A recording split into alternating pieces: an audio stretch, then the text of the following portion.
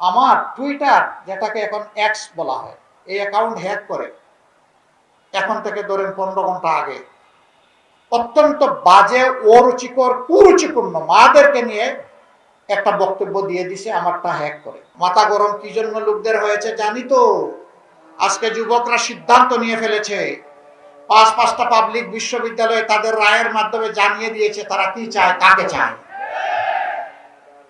মায়েরা আওয়াজ দিয়ে বলছে যে আমরা এই জোট, এই দলকে চাই।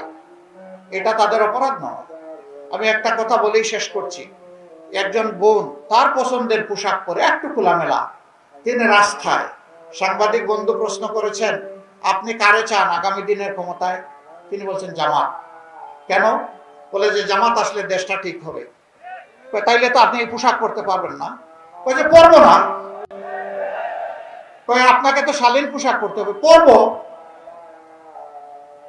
এরপরে জিজ্ঞেস করেছে জামাতের কোন জিনিসটা আপনার ভালো লাগে? জামাতই আমার ভালো লাগে।